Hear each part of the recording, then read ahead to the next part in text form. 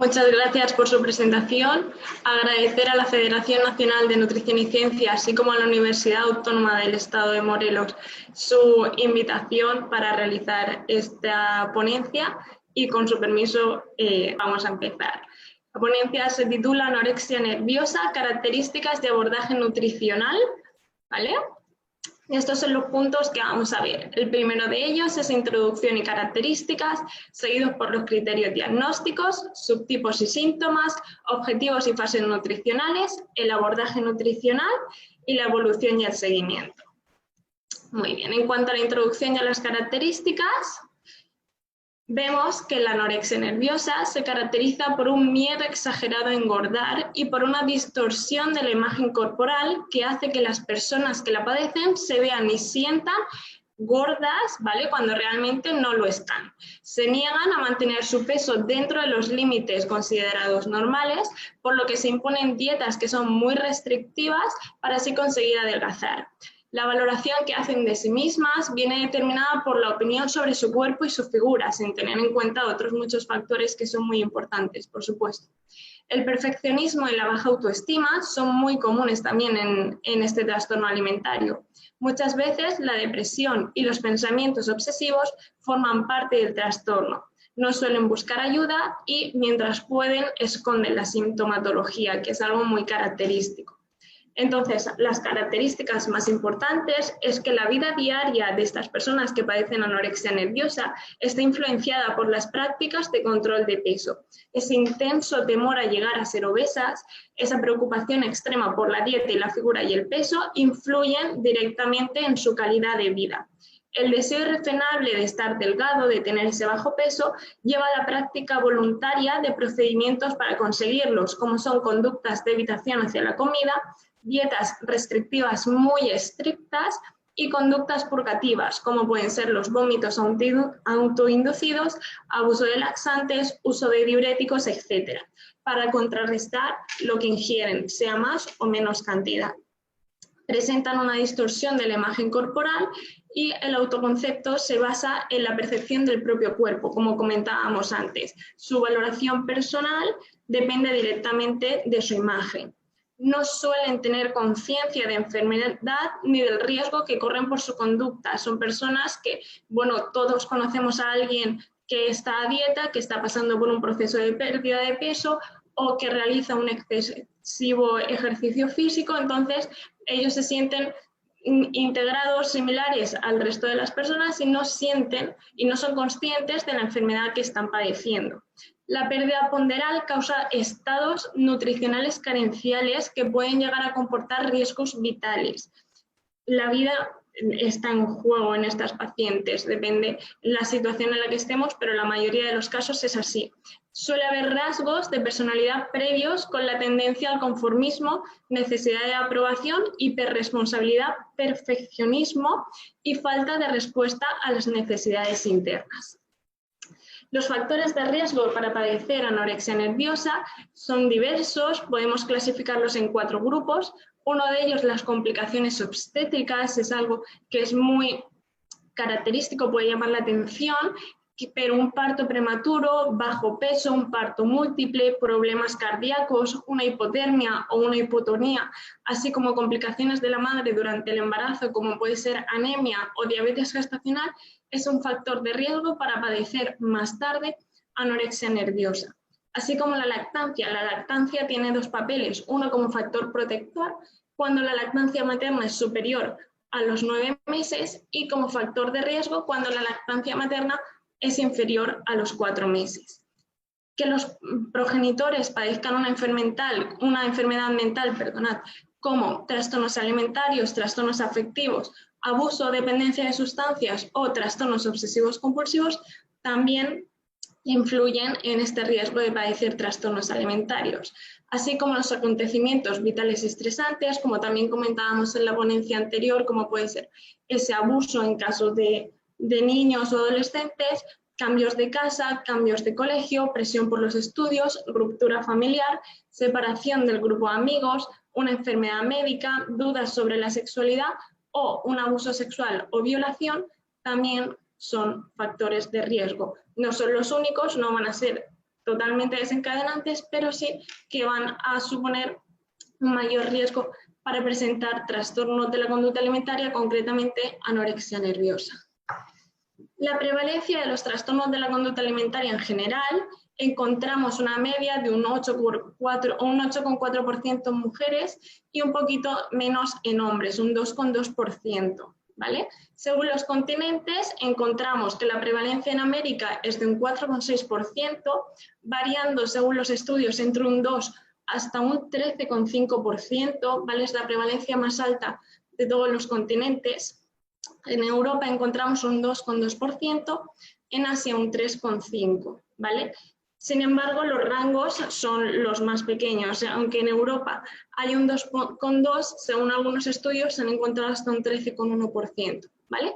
Concretamente, la anorexia nerviosa presenta una prevalencia del 4,2%.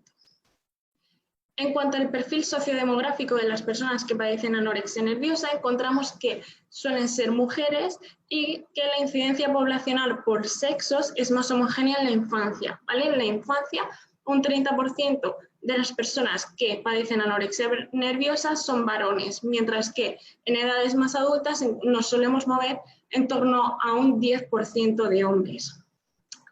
Según los grupos de edad, como comentábamos anteriormente, se puede ver en casos de adolescencia, juventud, en la pubertad, hay menor incidencia en sujetos que tienen menos de 9 años o más de 25, sin embargo, en estos casos, cuando nos encontramos personas con edades muy jóvenes, como 7 u 8 años o más de 25, la gravedad y la comorbilidad clínica es mucho mayor. El nivel educativo es mejor desempeño intelectual y académico en las personas que tienen anorexia nerviosa y se asocia a actitudes de perfección, autocontrol, mejora de la autoestima y mecanismo de defensa contra la ansiedad social. Y en cuanto al perfil de la clase social, los primeros estudios apuntaban a una mayor incidencia en estatus altos y zonas urbanas, sin embargo, en la actualidad se ha encontrado una homogenización social y un incremento en la incidencia en culturas no occidentales. Encontramos grupos de riesgo, como pueden ser bailarinas, atletas, modelos, y también en estudios recientes se está viendo que incluso el mismo profesional, dietista, nutricionista, puede entrar dentro de los grupos de riesgo, igual no dentro de la anorexia nerviosa, pero sí de trastornos de la conducta alimentaria.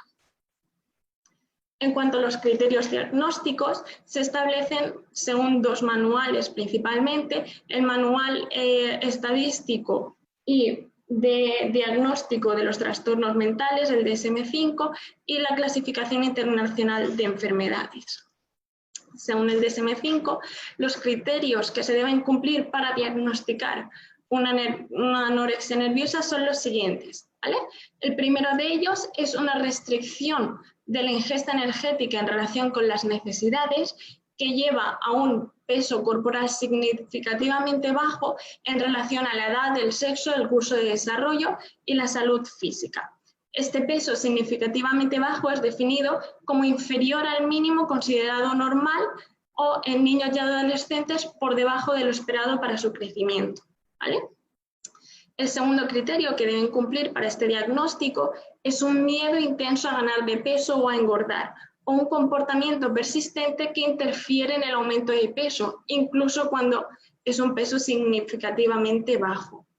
Y por último, encontramos el criterio relacionado con la alteración en la forma que uno mismo percibe su propio peso o constitución, una influencia impropia del peso o constitución de la evaluación y o la falta persistente de reconocimiento de la gravedad del peso bajo corporal actual, ¿vale? Una vez que se han cumplido estos tres diagnósticos, estos tres criterios, podemos diagnosticar anorexia nerviosa y debemos especificar si es de tipo restrictivo, que es cuando durante los 3 últimos meses el individuo no ha tenido episodios recurrentes de atracones o purgas, ¿vale? Esta pérdida de peso se debe a dieta, ayuno o ejercicio intenso, y el tipo de atracones y purgas es cuando durante los últimos 3 meses, ¿vale? Viene definido así el periodo de tiempo, el individuo sí ha tenido episodios recurrentes de purgas, entendiendo purgas como vómito autoprovocado, utilización incorrecta de laxantes, diuréticos o enemas. También debemos especificar si nuestro paciente se encuentra en remisión parcial o en remisión total. Entendiéndose por remisión parcial cuando después de cumplirse todos los criterios para diagnosticar una anorexia nerviosa, el criterio A ya no se cumple durante un tiempo continuado, pero todavía se siguen cumpliendo los criterios B y C. En remisión total es cuando después de haberse cumplido con anterioridad todos los criterios para la anorexia nerviosa, no se cumple ya ninguno de los criterios, ¿vale? Y por último, debemos de especificar la gravedad actual.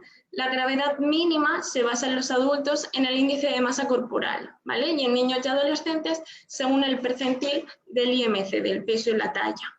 La gravedad puede aumentar para reflejar síntomas clínicos, el grado de discapacidad funcional y la necesidad de supervisión.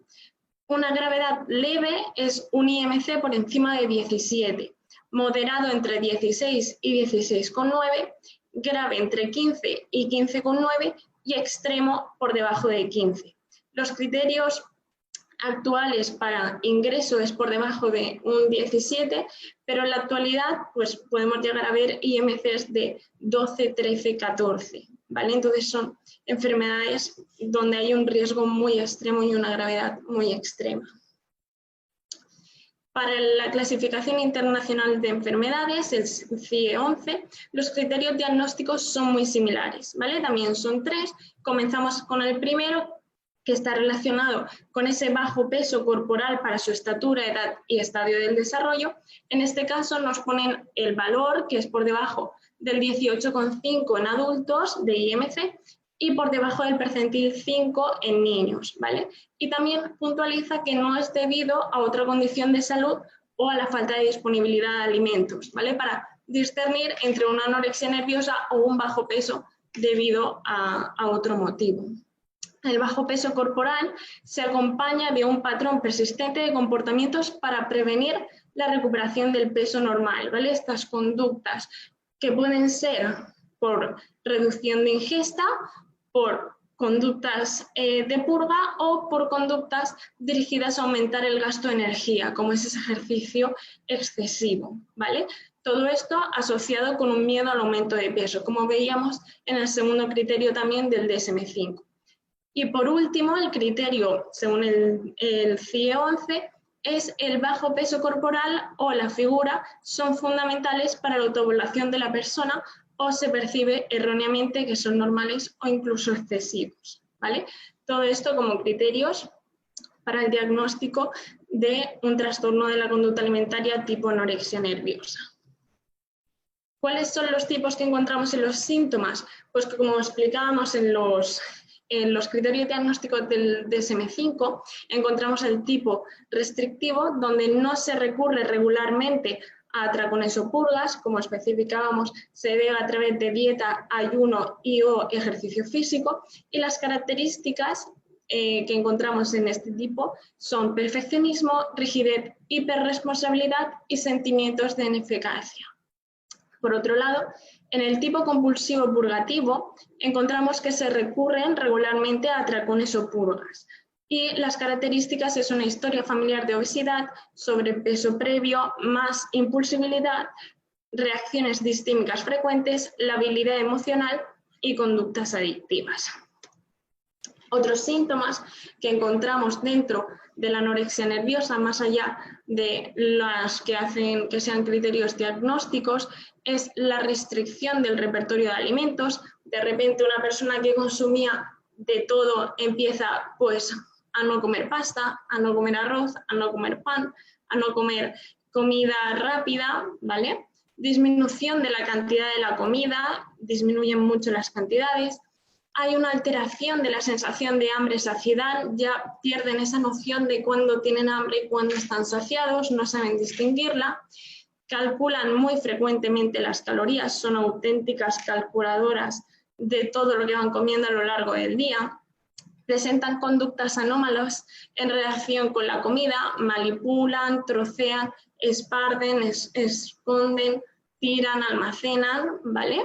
Leen y coleccionan recetas de cocina, tienen una dificultad para abordar e informar correctamente sobre sus estados físicos y emocionales.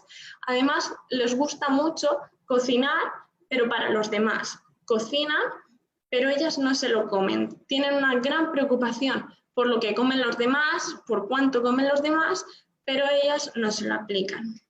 Aparentemente tienen una inagotable resistencia a la fatiga. Para lo poquito que comen hacen muchísimo ejercicio y muchas veces nos preguntamos, ¿pero de dónde sacan las fuerzas? Hay una distorsión total de los pensamientos, hay alteraciones del sueño, muchas veces por hiperactividad o por aprovechar las horas de sueño donde nadie les vigila para realizar ejercicio físico, presentan amenorrea o no, que era uno de los criterios diagnósticos que anteriormente sí que estaba presente, ahora lo han cambiado dentro de otros síntomas. Dedicación obsesiva al estudio, hay un retenimiento social, además tienen irregularidad o inestabilidad con las relaciones sociales, hay un estado de ánimo deprimido, presentan irritabilidad, una gran insatisfacción, un nivel de autoestima muy bajo, una imagen corporal negativa y errónea, preocupación desproporcionada por la figura y ideas obsesivas que generan ansiedad e incluso pueden llegar a ideas de autoagresión y suicidio, ¿vale? Todos estos son los síntomas y las señales de alerta que cuando tenemos un paciente delante y empezamos a ver varios, tiene que encenderse nuestra alarma de decir, cuidado que podemos tener delante un caso de un trastorno de la conducta alimentaria tipo anorexia nerviosa. Las manifestaciones clínicas que solemos encontrar de forma muy resumida son alteraciones de la conducta, especialmente en la ingesta, alteraciones cognitivas que consisten en ideas, pensamientos y actitudes relacionadas con la comida, alteraciones psicopatológicas relacionadas con el estado emocional, la ansiedad, estados obsesivos y fobias, y las complicaciones médicas, que son derivadas de la restricción alimentaria y de la pérdida de peso mantenida. Tienen muchas enfermedades a nivel óseo, a nivel cardiovascular, a nivel endocrino, a nivel renal, que viene derivado de este bajo peso y esta restricción mantenida en el tiempo. Encontramos, cuando tenemos un caso de anorexia nerviosa, que hay factores que influyen en un buen o un mal pronóstico. Dentro de los factores que influyen dentro de un buen pronóstico encontramos una ausencia de severar desnutrición, es decir, cuando mi paciente tiene un IMC por encima de 17. Esto nos va a ayudar a que haya una menor rigidez mental y por lo tanto podamos trabajar muchos más factores con la paciente, además de que es muy probable que no tengamos otras complicaciones médicas asociadas. Un adecuado soporte familiar y una adecuada motivación para el cambio serían todos los factores que influyen en un buen pronóstico. ¿Cuáles, por el otro lado, nos van a influir para tener un mal pronóstico de esta patología? Cuando la edad de inicio es tardía o muy temprana, cuando nos encontramos casos de anorexia nerviosa con 7, 8, 9 años, que son muy pequeñitos todavía, o cuando son adultos, cuando todas las decisiones son mucho más difíciles de tomar, igual viven solos, no se detectan conductas, y entonces el diagnóstico es muy tardío. Cuando hay trastornos de personalidad de tipo neurótico y cuando hay alteraciones en las relaciones familiares. Todo esto influye hacia un mal pronóstico de la enfermedad. ¿Cuáles son los objetivos y fases nutricionales? Los objetivos que tenemos, sobre todo como dietistas nutricionistas, pero en general para la anorexia nerviosa, es lo primero reconocer e identificar estos signos y síntomas de trastorno de la conducta alimentaria. Puede ser que venga un paciente a nuestra consulta que nosotros ya sepamos que tiene un trastorno alimentario, que tiene una anorexia nerviosa porque viene derivado o porque así nos lo informan cuando vienen a cogernos cita, pero puede ser que no lo sepamos, que sea un paciente que viene a nuestra consulta porque quiere perder peso o porque viene derivado por otra patología y nosotros identifiquemos estos signos y síntomas, ¿vale? Restaurar o normalizar el peso, estabilizar el peso y la desnutrición es fundamental, sobre todo cuando tenemos una anorexia nerviosa con los grados más graves. Analizar deficiencias nutricionales y compensatorias. Muchas veces viene un paciente a nuestra consulta con un bajo peso, la madre trae obligada a la hija, ella no quiere y dice, pero si es que mi analítica sale bien, las deficiencias nutricionales debemos analizarlas pues en caída en signos, ¿vale? En caída del cabello, en sangrado de las encías, en uñas frágiles, todos estos síntomas y signos, y no tanto en la analítica sanguínea, porque muchas veces falsea. Que lo tenga bien en sangre no significa que los depósitos de calcio o esa vitamina D en hueso no esté sufriendo una osteoporosis, por ejemplo. Tratar las complicaciones físicas, como estamos hablando, proporcionar educación sobre patrones alimentarios y nutricionales saludables, ¿vale? Esto es fundamental porque sobre todo si llevan una evolución muy larga de la enfermedad, pueden haber leído muchos mitos alimentarios y al final ya no saben, pierden completamente la conciencia de lo que es adecuado y no es adecuado en cuanto a patrones alimentarios. Podemos encontrarnos, por ejemplo, como me he encontrado a una paciente que dice, no, es que yo bebo mucho zumo porque tiene muchas proteínas, ¿vale? O no, es que yo no bebo agua porque engorda, ¿vale? Son frases que las escuchan en consulta con mucha frecuencia porque pierden esa conciencia.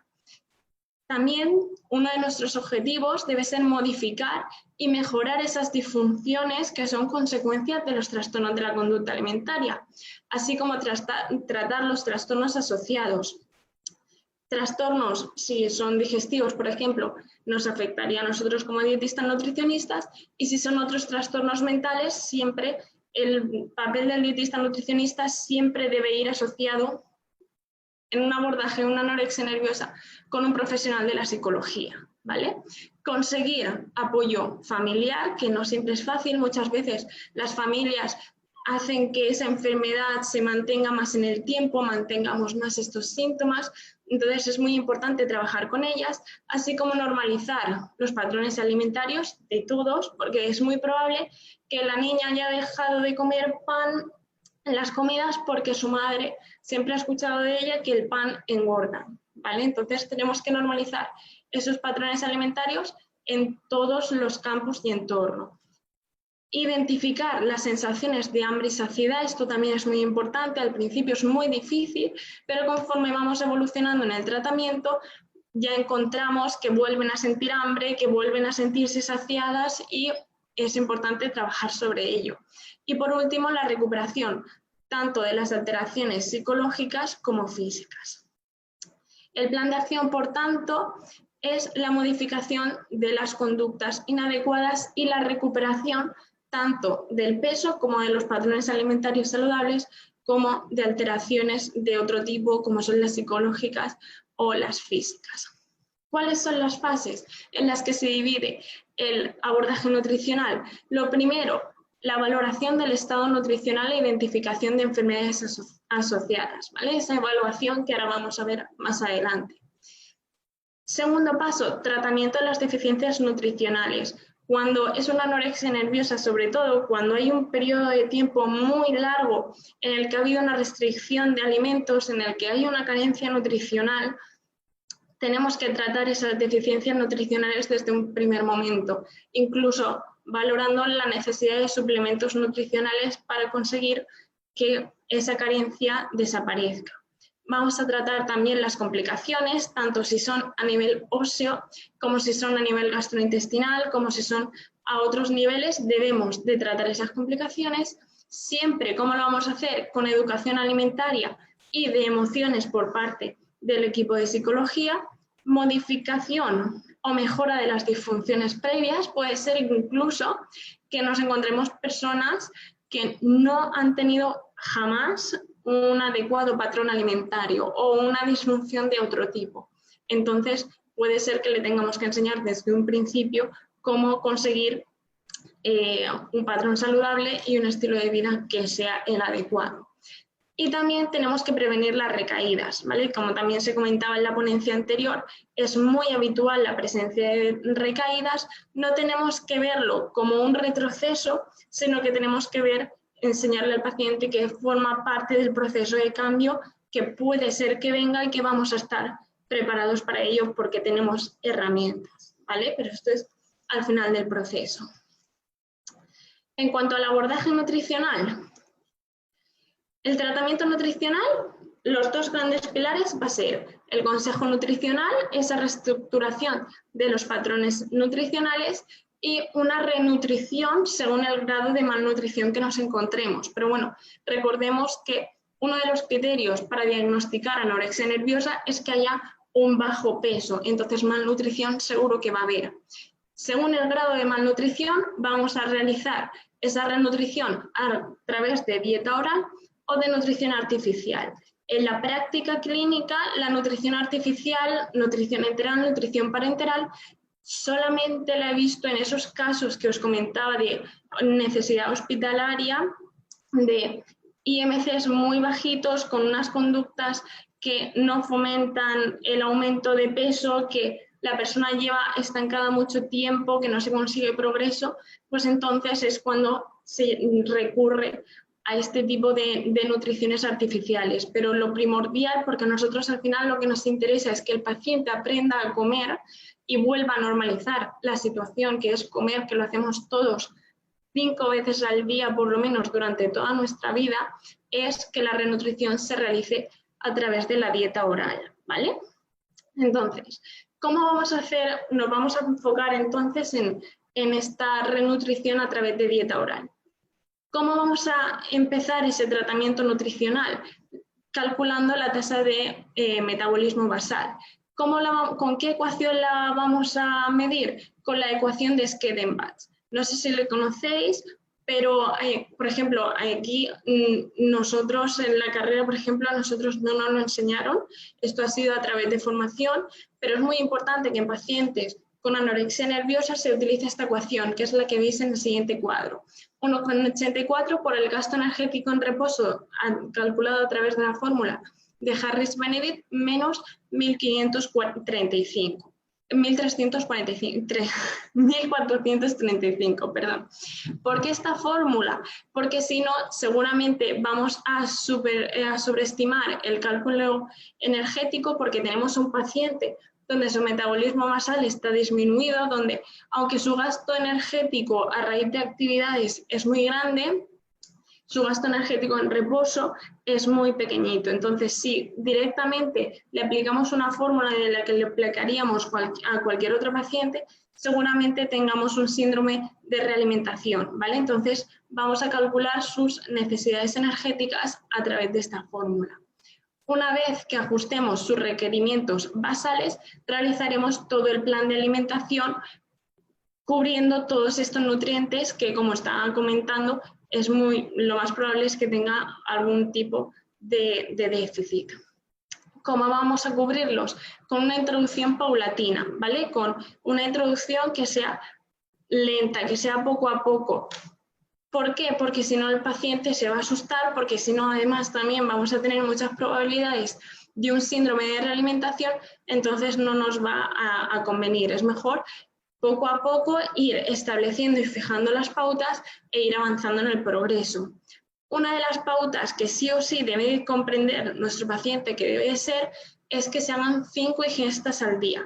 En otros trastornos de la conducta alimentaria puede variar este número, pero en anorexia nerviosa sí que es necesario que el paciente desayune, almuerce, coma, meriende y cene, las 5 ingestas. Además, es muy habitual que incluso se le pauten 6, que se haga una recena, una post-cena antes de irse a dormir, algo que ingiera. ¿Por qué? Porque es la única forma de cubrir todos los requerimientos sin poner grandes volúmenes de comida y que además se recupere ese patrón alimentario que estamos buscando.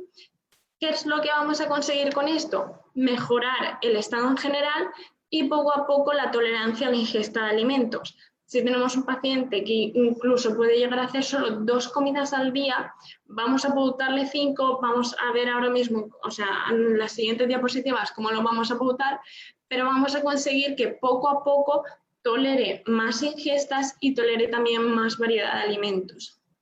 Una vez que hemos conseguido esa mejora en el estado en general y la tolerancia, entonces, y no desde el principio, sino solo entonces, generalmente es cuando llevamos 3-4 semanas de tratamiento, es decir, cuando llevamos ya casi un mes, se comenzará a incrementar la ingesta calórica, unas 100-300 calorías más al día por semana. Por ejemplo, si yo tengo una paciente que gasta o que consume unas 1.500 calorías de metabolismo basal, la semana siguiente le voy a pautar entre 1.600 y 1.800. Mi recomendación, para que no se asusten, es comenzar por 1.600, 1.700, no llegar a esas 300 calorías extras todavía. ¿Por qué? Porque tiene que ser ese cambio paulatino que estábamos comentando y les puede generar mucho estrés. Pueden ver una ganancia ponderal de más de ese rango que se indica ahí, de más de un 0,5, más de 1 kilo por semana, y entonces puede volver ese miedo, puede volver esa preocupación y podemos retroceder un poquito, ¿vale? Entonces ese aumento tiene que ser muy lento para que no se note una gran diferencia. Como nutricionistas y como cualquier persona y profesional que se dirija a personas con un trastorno de la conducta alimentaria, sobre todo tipo anorexia, tenemos que evitar prohibir, permitir y sobre todo la palabra engordar, ¿vale?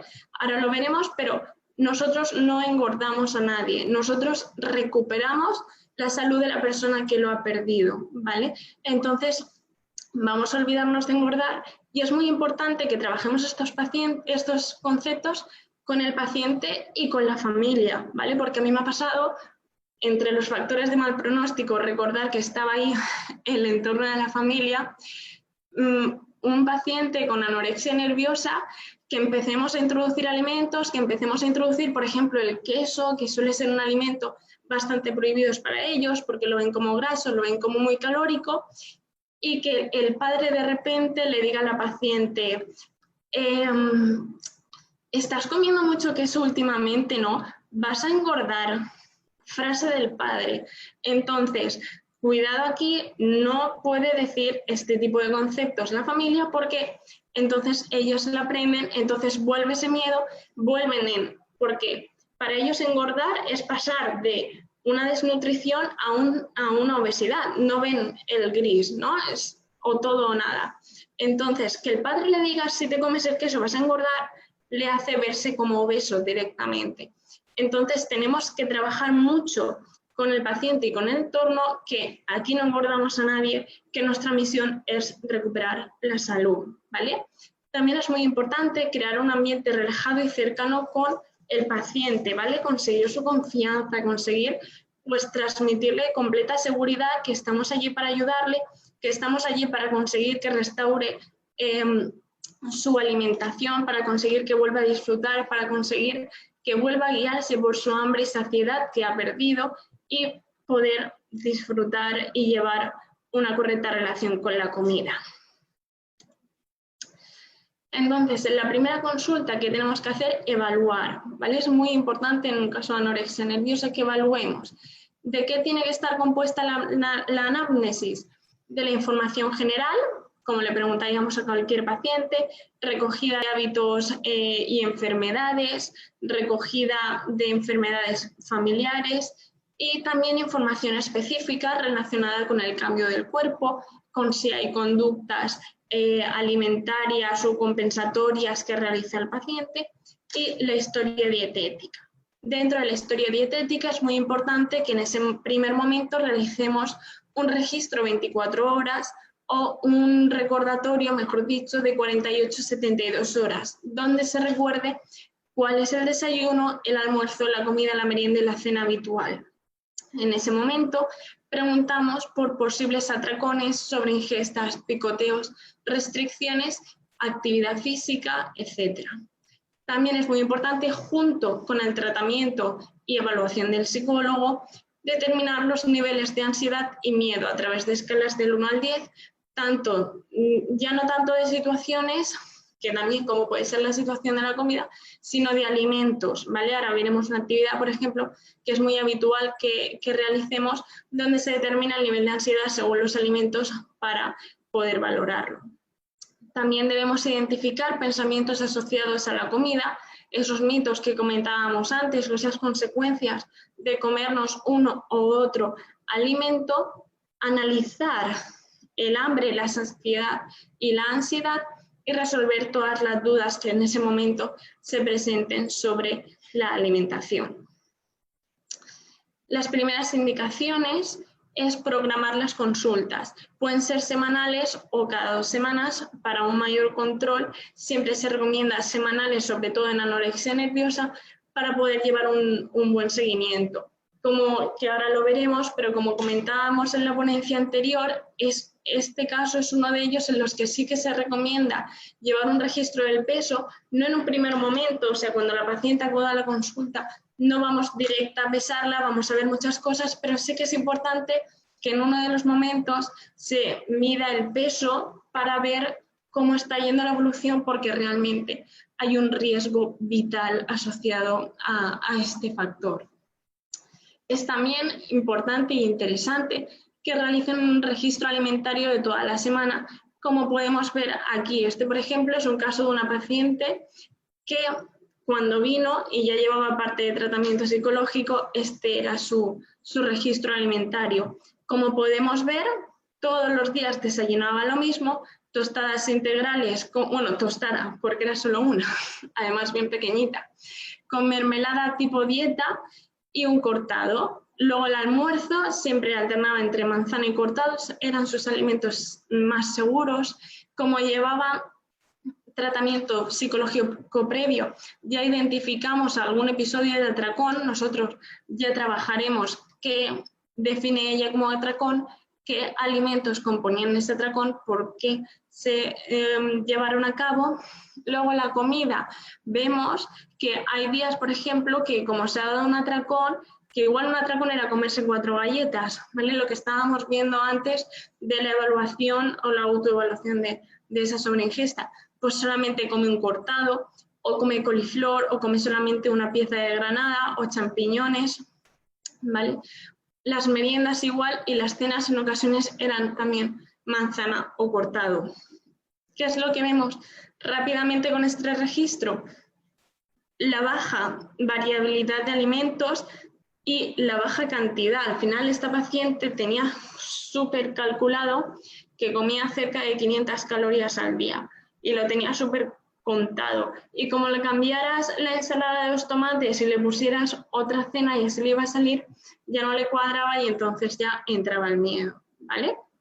Por eso es importante que junto con este registro alimentario de toda la semana también sea un registro de emociones de cada ingesta, ¿vale? Esto trabajamos mucho junto con los profesionales de psicología, se hace un registro un poco diferente donde se evalúa de cada ingesta los sentimientos antes y después, bueno, mejor dicho, creo que es el estado de ánimo, si se tiene hambre, si no, qué alimentos se han evitado, si hay alguna conducta de purga, ¿vale? Es mucho más específico y se trabaja conjuntamente. Y también es importante, sobre todo al principio y en pacientes que tienen anorexia nerviosa y una restricción alimentaria tan grande, que se realice un registro fotográfico de los platos servidos y terminados, ¿vale? Es importante que también se haga la foto del después. ¿Por qué? Porque, por ejemplo, este es el caso real de otra paciente. Un día ella siempre me lo enviaba todo, he cogido este simplemente a modo de ejemplo. Muchas veces se le olvidaba hacerme algunas fotos, pero ella, por ejemplo, siempre su desayuno era un café con leche, tamaño de una taza, que la leche mezclaba mitad leche, mitad agua, pero ella lo llamaba café con leche, y bizcocho. Puede llamar la atención en un caso de anorexia nerviosa, además esta paciente presentaba un IMC de 15 y poco, que aparezca el bizcocho. Podemos pensar que es un progreso y no, esta paciente cuando vino a consulta, ella ya comía bizcocho. ¿Por qué? Porque ¿qué es su bizcocho? Es un bizcocho que se hace ella, que es súper saludable, que es con avena, que es con edulcorantes, que es con no sé qué sustancia proteica, y es su bizcocho y no sirve cualquier otro bizcocho. Incluso trabajamos que la madre le cocinara ese bizcocho suyo para ir progresando y fue incapaz de dejarle ese poder a la madre, ¿vale? No almuerza, por ejemplo, es una de los 5, una de las pautas es que realice 5 ingestas. Ella el almuerzo no lo conseguía hacer, siempre había una comida que se saltaba, entonces por eso no hay foto. Y es muy, muy llamativo y la importancia del antes y el después en la comida, ¿vale? ¿Qué vemos? que el plato, podemos considerar que es un plato, es una ración normal. Es muy importante que acompañen en la foto siempre de cubiertos, ¿vale? Para ver el tamaño del plato, pero fijaos en la cantidad de comida que se ha dejado y realmente lo que ha comido. Se ha comido las verduras, se ha comido un poquito de carne, pero no se ha comido prácticamente nada del arroz. Entonces, si nosotros nos quedamos en el registro alimentario anterior, ella te va a poner arroz con verduras y carne. Pero claro, y le preguntas, ¿y cómo era el grande el plato? Y te dice así, y dices, jolín, es un plato normal. No, cuidado, porque no se ha comido nada del arroz, ¿vale? Realmente aquí la cantidad de comida que ha comido es muy pequeña. Entonces es importante esa foto del después. Igual que en la cena.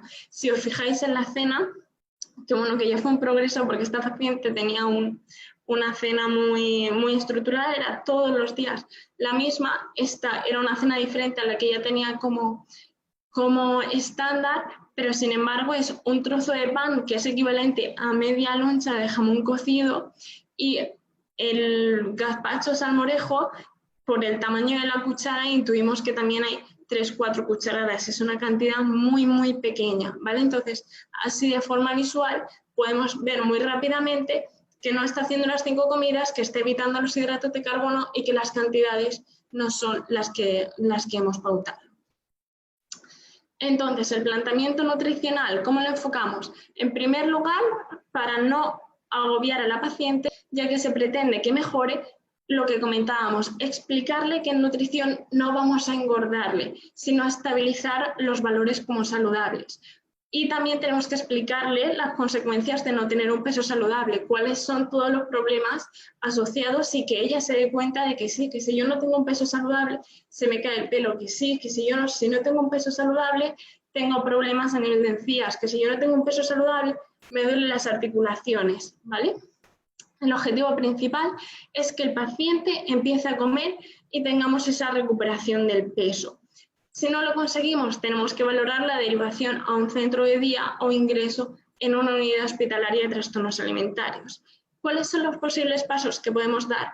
Primero, dejar que el paciente marque el ritmo. Segundo, negociar cada paso, ¿vale? Es importante que con el paciente delante hagamos el plan alimentario y comuniquemos y verbalicemos y podamos debatir todos los objetivos que nosotros queremos introducir y que el paciente nos responda con todos sus miedos y todos los problemas que él ve para que los podamos solucionar en la consulta. Tenemos que plantear cambios dietéticos en todas las ingestas desde el principio, dar a los familiares la responsabilidad total del tratamiento, ahora lo vamos a ver en las pautas, pero es importante que el paciente no elija el tratamiento. El tratamiento, aunque se negocia, lo establece el dietista nutricionista y los familiares son los que se responsabilizan de cumplir conforme las pautas que hemos dado nosotros. Y también, como se comentaba, identificar la necesidad de suplementación. ¿Cuáles son las pautas? Hacia el paciente, no cocinar. El paciente no puede estar en la cocina ni puede elegir nada respecto de la comida, ¿vale? Por lo menos en los primeros pasos. Ya luego esto se va modificando, pero en un principio, que es muy habitual, el paciente se cocina todas sus comidas, no, el paciente ya no cocina. Tampoco puede opinar sobre las comidas, por ejemplo, la madre le ha hecho el arroz con verduras, no es que no quiero arroz, no, es que no me voy a comer esto, es que no. O sea, la familia hace lo que se ha pautado en consulta y lo negociado en la consulta con el paciente se tiene que cumplir. Es muy importante también que no se pese ni el paciente ni el resto de familiares, ¿vale? Vamos a retirar el peso en casa. En la consulta sí que llevamos ese control, pero en casa no, porque los pacientes, sobre todo personas con anorexia nerviosa, pueden llegar a pesarse más de 30 veces en un día normal. Comerse una cucharada de arroz y pesarse para ver cuánto peso han aumentado, por ejemplo, ¿vale? Entonces el peso tiene que desaparecer. Se tienen que servir las raciones en cantidades normales. Es habitual como familia que pongamos más comida porque sabemos que el paciente ya va a ver una cantidad que se va a dejar, o que pongamos menos comida para que no le suponga un estrés. Esos son errores. Tenemos que servir la misma cantidad que al resto, y si tenemos dudas en cuanto a cuánta cantidad servir, la elige el profesional, ¿vale? Eso se habla con nosotros y se resuelve. No se pueden realizar prácticas de desmenuzar la comida o triturarla o esparcirla, se tiene que realizar una conducta de comer normal. En cuanto al agua, está totalmente prohibido no ingerir agua antes de las comidas, ¿vale? Solamente tiene que ser durante y después, y limitarlo a 2 vasos, porque es una de las estrategias que utilizan. Después de las comidas y las cenas es importante hacer reposo, hacer todas las ingestas en compañía y, según el IMC, no realizar actividad física, ¿vale? Las recomendaciones, voy un poquito más rápido por el tiempo, son las mismas que una persona normal. 5 comidas, que no falte la fruta, que no falte la verdura, que siempre haya proteína, que siempre haya cereales, los lácteos y los frutos secos en función de la etapa de la enfermedad, introducirlos en más o menos cantidad. Evolución y seguimiento, muy rápido. Lo primero, crear siempre los planes con el paciente, ¿vale? Cuando se logren las bases firmes a través de la educación alimentaria, entonces empezar a incrementar esas cantidades hasta conseguir las kilocalorías adecuadas. La lista de alimentos prohibidos es una actividad que es muy interesante, en la que con el paciente vamos a establecer cuáles son sus alimentos seguros, cuáles son los que más o menos le dan miedo pero ingiere y cuáles no. Por ejemplo, este ejemplo es muy característico. El paciente tiene muy claro cuáles son los alimentos que come, que es una lista muy disminuida, y todo lo demás le genera mucha ansiedad y pone, por ejemplo, a la misma altura el salmón que un chocolate blanco, ¿vale? Entonces esto hay que trabajarlo con el paciente y junto con el psicólogo definir cuándo vamos a empezar a introducir estos alimentos que provocan más miedo. Evolución y seguimiento. ¿Qué vamos a medir en la evolución? El peso, la talla y el IMC, como hablábamos. El paciente va a desconocer siempre, y esto es muy importante, su peso. Nosotros como profesionales lo conocemos para valorarlo, pero el paciente no puede saber cuánto pesa, ¿vale? Vamos a valorar las pautas y la dieta, si lleva algún suplemento y la medicación, si se lo está tomando, cómo va evolucionando, si ocurren episodios de atracones y vómitos, cuál es su sueño, cuál es su ánimo, si tiene algún tipo de alteración física y cuál es el progreso y la valoración familiar. Por tanto, como conclusiones, vamos lo primero a identificar signos, síntomas y que el paciente sea consciente de que tiene una enfermedad. Luego vamos a personalizar, individualizar y evaluar para luego negociar, pautar y conseguir la recuperación. Muy bien, eso es todo. Muchas gracias por su atención. Este es mi mail por si tienen alguna duda más extensa que preguntarme, y quedo abierta a su turno de preguntas. Muchas gracias. Muchas gracias por su presentación. Vamos a pasar rápidamente a tomar unas cuantas preguntas. Vale, perfecto. Pregunta Carolina Quiroz. ¿Cómo sería el abordaje de tratamiento para una persona que es psicóloga pero padece un trastorno de conducta alimentaria como bulimia nerviosa?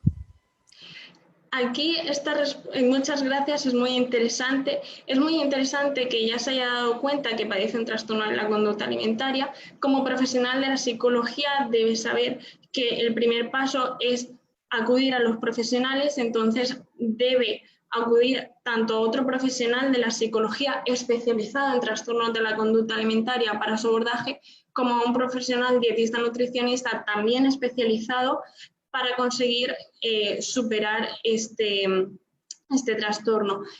Enfocado en la bulimia nerviosa, como comenta, creo que en la siguiente ponencia se va a poder resolver mucho mejor, pero es importante que, ya que sabemos que tenemos un trastorno de la conducta alimentaria, que tenemos esa conciencia de enfermedad, vayamos a un profesional para poder personalizar y enfocar todo el tratamiento individualizado.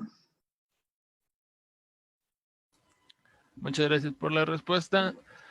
Lilian Luna pregunta, ¿es recomendable también basarse en el recordatorio de 24 horas para su aumento paulatino de calorías, ya que a veces las fórmulas nos dan más calorías de las que está acostumbrado el paciente, y así también se podría espantar? Exacto, es una apreciación muy, muy interesante, muchas gracias. Así es, debemos fijarnos en el recordatorio, pero con la ecuación de Schedden-Dutch seguramente se asimile bastante, pero sí, el recordatorio 24-48 horas es fundamental para establecer esa ingesta energética actual para empezar hacer ese incremento calórico. Es una apreciación muy importante y está totalmente acertado ese comentario porque es como se debe hacer.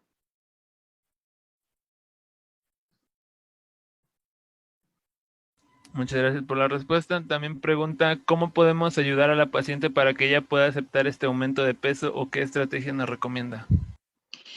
Muchas gracias por la pregunta. Ahí es muy importante trabajar esa educación alimentaria y emocional en cuanto al peso, explicarles muy bien cuáles son las consecuencias de tener un bajo peso a nivel de salud, a nivel emocional, porque también hay una rigidez mental muy importante, y también explicarles, porque muchas veces ven el peso como un número, como un 50 kilos, pero es que esos 50 kilos pueden significar muchas cosas. Es muy importante la composición de ese peso a nivel de masa muscular, de masa grasa, de porcentaje de agua, de todo lo que influye también en ese número. Entonces es muy importante también trabajar esa dependencia a la báscula de ese número y hacerles entender que es que necesitamos tener este porcentaje de grasa para que nuestras funciones endocrinas funcionen adecuadamente, para recuperar nuestra menstruación y así evitar problemas óseos, problemas endocrinos, y hacerles entender que aunque cueste, porque esto es un proceso muy largo, el tratamiento de estas enfermedades son de años, al final cuando se encuentran ante que se miran al espejo y dicen he aumentado de peso, realmente recordar toda la salud que hay detrás de ese aumento de peso y cómo se sentían antes y cómo se sienten ahora, y que no se fijen en ese peso que les tiene que dar igual, sino cómo se encuentran ellos y cuál es su estado de salud en la actualidad. Muchas gracias por la respuesta. Vamos a tomar otra pregunta. Preguntan, ¿qué pautas se sugieren cuando el paciente es adulto y vive solo?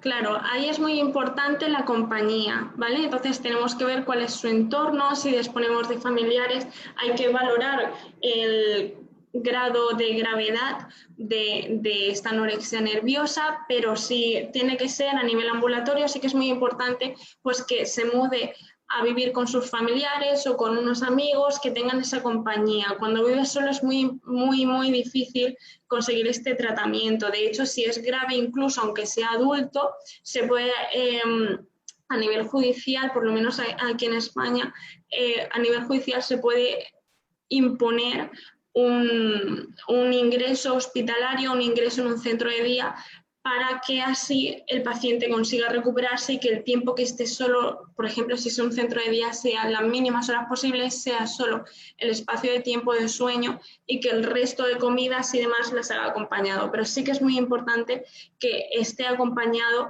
porque es como realmente se va a conseguir ese progreso y se va a conseguir esa evolución a nivel nutricional. Entonces es importante buscar ese acompañamiento, si no puede ser a nivel familiar o del entorno, en centros de día o en hospitales de día o en unidades de trastornos alimentarios. Muchas gracias por su respuesta. Vamos a tomar un par de preguntas más. Saifit pregunta, ¿cómo podemos hacer el abordaje con una chica de 16 años que tiene anorexia nerviosa a causa de la gimnasia rítmica desde su infancia y que no reconoce que tiene el trastorno?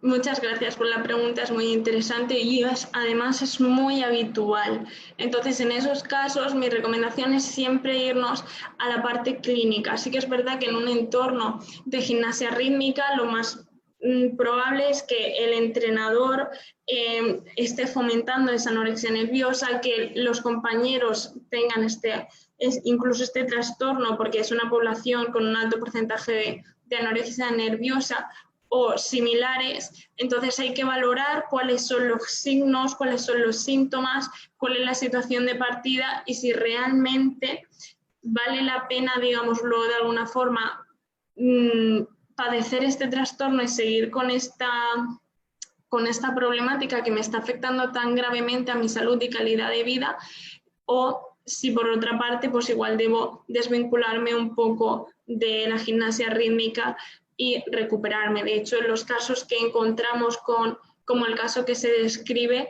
cuando la salud está en riesgo, que es una anorexia nerviosa, que hay un bajo peso que afecta directamente, como se ha comentado al final un poco rápido, se elimina completamente la realización de actividad física para la recuperación. Muchas gracias por la respuesta. Desiree Silva pregunta, ¿psicológicamente no puede afectar más al paciente no dejarlo intervenir en la preparación de sus alimentos? ¿Tomarlo como una imposición y generar mayor resistencia? Muy interesante y muy real porque la verdad es que es así, pero es que al final es una de las fases del tratamiento, porque el paciente se encuentra en un momento de enfermedad en el que no puede decidir porque no está decidiendo él, está decidiendo a la enfermedad. Entonces, otras personas del entorno que sí que están sanas mentalmente son las que se tienen que encargar de la alimentación. Entonces, depende del momento del tratamiento en el que estemos. Si es un centro de día, por ejemplo, pues es así. Si estamos en un tratamiento ambulatorio, lo que tenemos que hacer es hacerle entender al paciente, tanto a nivel nutricional como por parte de los profesionales de la psicología, que está en un momento de la enfermedad en el que no puede decidir él porque es la enfermedad quien está decidiendo y que de momento va a ser así y que no puede elegirlo y que son las pautas. Además, es muy probable que, como se comentaba, que en el día a día con la familia, cuando la madre, el padre, la persona que se encargue de la comida esté cocinando y aparezca el hijo y diga, no, yo me hago hoy mi comida, y el padre o la madre salte con la pauta, como se le ha mandado, de no, tú no cocinas, y ahí hay una discusión, es muy importante en ese momento hacerle ver al paciente que la pauta no la están decidiendo los padres, sino que la estamos decidiendo los profesionales, para que no se fomente una relación negativa entre ellos. En caso de que no se consiga llegar a un acuerdo y que haya una pelea muy grande, se dejará que el paciente se cocine, pero como las consultas son semanales, esa información debe ir al profesional y tenemos que trabajar con ellos, sobre todo a nivel psicológico e incluso psiquiátrico, que no están en un momento para decidir cuál es su comida ni que deben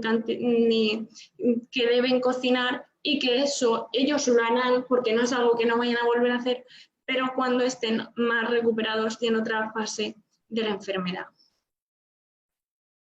Muchas gracias por la respuesta. Ya para concluir, María Natividad Cruz pregunta, ¿qué hacer con una persona que presenta la mayoría de los síntomas de anorexia nerviosa, menos el peso por debajo de lo normal, pero sí ha perdido peso?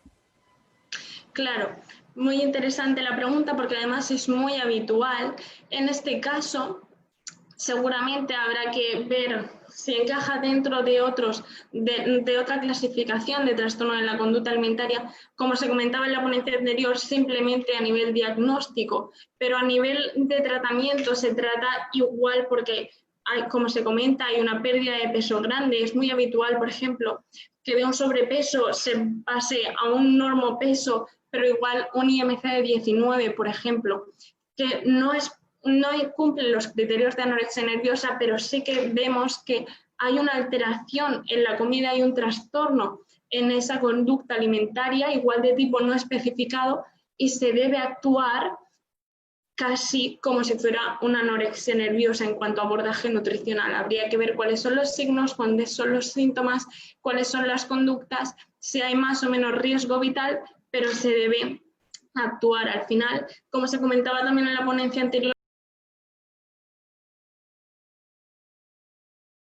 ya no es tan importante saber si el nombre es anorexia nerviosa, sino detectar que hay un trastorno alimentario que me está afectando la calidad de vida, que me está afectando a la hora de comer y relacionarme, y solucionarlo.